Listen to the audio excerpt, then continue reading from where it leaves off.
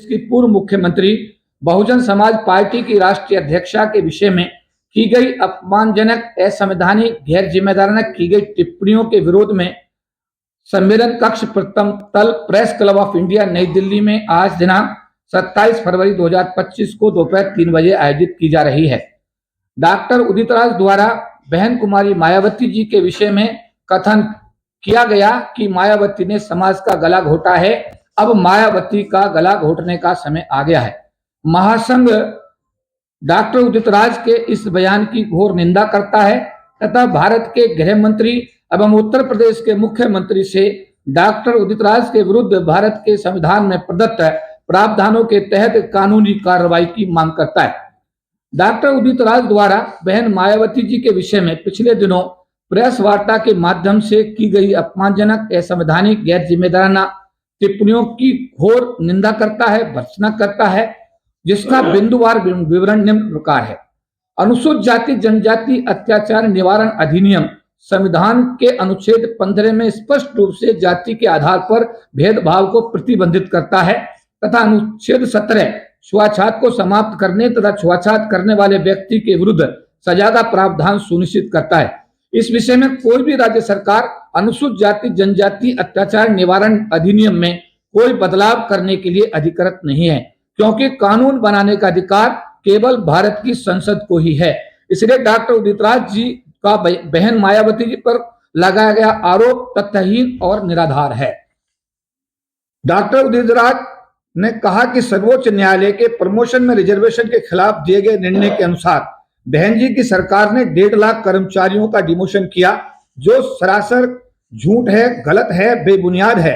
उत्तर प्रदेश के अंदर बहन मायावती जी की सरकार का कार्यकाल 13 मई 2007 से लेकर 15 मार्च 2012 तक रहा और सुप्रीम कोर्ट द्वारा अधिकारियों के डिमोशन का आदेश दिनांक 27 अप्रैल 2012 को जारी किया गया, जिसके आधार पर अखिलेश सरकार द्वारा 8 मई 2012 को SC, ST, OBC अधिकारियों के डिमोशन का आदेश जारी किया गया। बहन मायावती जी का इस आदेश से कोई लेना देना नहीं है। इसके लिए PDA की चर्चा करते हुए श्री अखिलेश यादव तथा समाजवादी पार्टी द्वारा कई बार सार्वजनिक रूप से इस विषय में माफी भी मांगी गई है। अतः डॉक्टर उदित राज का यह आरोप सरासर निराधार एवं झूठा है। कांग्रेस सरकार द्वारा वर्ष 1975 में 20 सूत्रीय कार्यक्रम के तहत अनुसूचित जाति जनजाति समाज के लोगों के लिए उत्तर प्रदेश में जमीन के पट्टे आवंटित किए गए थे। उत्तर प्रदेश में वर्ष 1975 से 1989 तक कांग्रेस की राज्य सरकार रही, लेकिन ये पट्टे कांग्रेसी माफियों ने कब्जे में ले लिए। वर्ष 2007 में बहन मायावती जी की सरकार आने के बाद, मुख्यमंत्री बनने के बाद अनुसूचित जाति जनजाति समाज के लोगों को इन पट्टों का व्यवहारिकता में कब्जा दिलाया गया। बहन मायावती जी परम पूज्य बाबा साहब डॉक्टर भीमराव अम्बेडकर जी एवं मान्यवर काशीराम जी की सच्ची अनुयायी हैं। बहन मायावती जी ने समाज के लोगों को सम्मान एवं स्वाभिमान से जीने का देश के अंदर वातावरण पैदा किया है। बहन मायावती जी ने अपने कार्यकाल में उत्तर प्रदेश के मुख्यमंत्री के रूप में समाज के हर व्यक्ति को न्याय दिया है। बहन मायावती जी ने अपने कार्यकाल में उत्तर प्रदेश के मुख्यमंत्री के रूप में सभी महापुरुषों का सम्मान देते हुए उनके नाम पर ऐतिहासिक धरोहर बनाई है, जिसमें लखनऊ का अम्बेडकर पार्क तथा नोएडा का राष्ट्रीय दलित प्रेरणा केंद्र आदि शामिल है। बहन मायावती जी ने अपने कार्यकाल में उत्तर प्रदेश के मुख्यमंत्री रहते हुए समाज के बच्चों को शिक्षित बनाने के लिए नोएडा के अंदर अंतर्राष्ट्रीय स्तर की गौतम बुद्धा यूनिवर्सिटी, अनेकों इंटर कॉलेज, शैक्षणिक संस्थानों की स्थापना करके समाज को शैक्षिक रूप से मजबूत बनाने का कार्य किया है। बहन मायावती डॉक्टर उदित राज की तरह न कभी बीजेपी में गई हैं, बल्कि बीजेपी उनके पास आई है, न कभी कांग्रेस में गई हैं, बल्कि कांग्रेस ही बहन जी के पास आई है। बहन जी ने ऐसा करके समाज के सम्मान और स्वाभिमान को नई ऊंचाइयां दी हैं, जिसके लिए समाज उनका हमेशा आभारी एवं ऋणी रहेगा।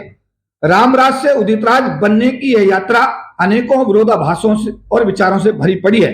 अपने को बुद्ध का अनुयायी कहते हैं, सार्वजनिक मंचों पर महाभारत कृष्ण और अर्जुन का अनुयायी बताते हैं और महाभारत के अनुसार लोगों को बहन मायावती जी का गला दबाने के लिए उकसाते हैं।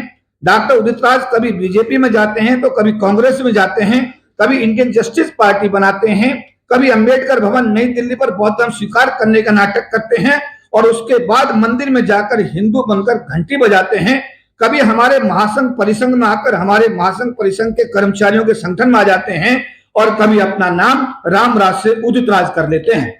परिसंघ द्वारा वित्तीय आरोपों के चलते डॉक्टर उदित राज को परिसंघ के चेयरमैन से लीगल नोटिस देकर होटल कनॉट प्लेस नई दिल्ली में प्रेस वार्ता करके तथा मावलंकर ऑडिटोरियम में परिसंघ की आम सभा बुलाकर वर्ष 2000 में परिसंघ के चेयरमैन के पद से हटाकर परिसंघ से हमेशा के लिए निकाल दिया गया है।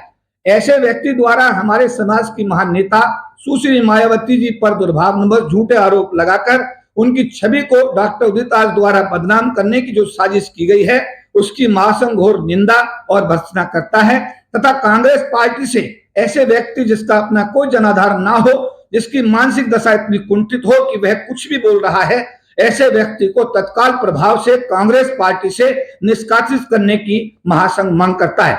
सुप्रीम कोर्ट द्वारा जारी आरक्षण के वर्गीकरण के समय हमारे समाज उसके विरोध में सड़क पर आंदोलन कर रहा था, भारत बंद कर रहा था, पूरा बीएसपी इसका विरोध में आंदोलन कर रही थी, लेकिन कांग्रेस के दो मुख्यमंत्री तेलंगाना और कर्नाटका इस आदेश को अपने राज्यों में सबसे पहले लागू करके अमली जामा पहना रहे थे।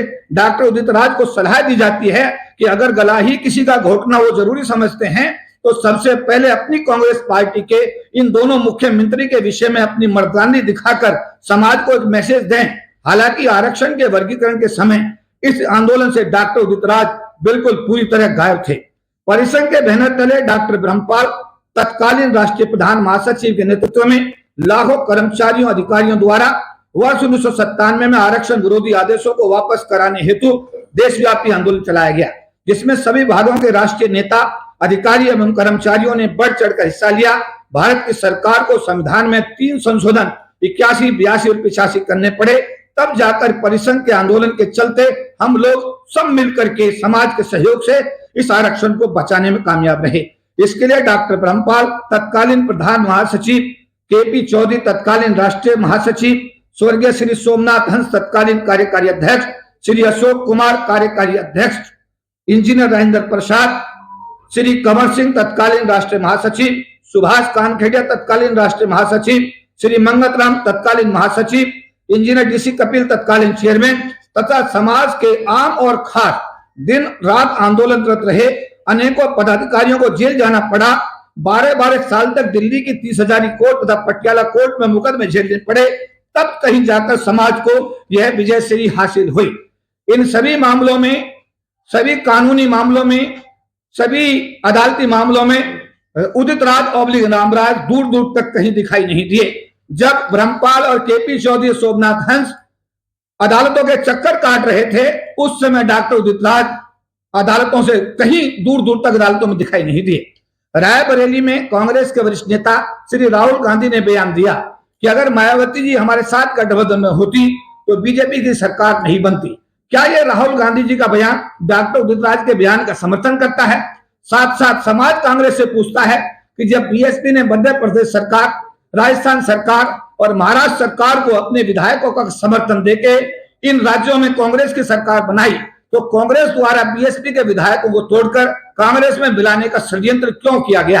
क्या इन परिस्थितियों में भी कांग्रेस को बीएसपी का समर्थन हासिल करने का नैतिक अधिकार है? महासंघ डॉक्टर उदित राज द्वारा बहन कुमारी मायावती जी के विषय में कथन की मायावती ने समाज का गला घोटा है, अब मायावती का गला घोटने का समय आ गया है, घोर निंदा करता है। भारत के गृह मंत्री एवं उत्तर प्रदेश के मुख्यमंत्री से डॉक्टर उदित राज के विरुद्ध भारत के संविधान में प्रदत्त प्रावधानों के तहत कानूनी कार्रवाई की मांग करता है। साथ साथ ऐसे व्यक्ति को कांग्रेस पार्टी से तत्काल प्रभाव से निष्कासित करने की मांग करता है। Engineer Rajendra Prasad chairman, KP Chaudhary राष्ट्रीय प्रधान महासचिव।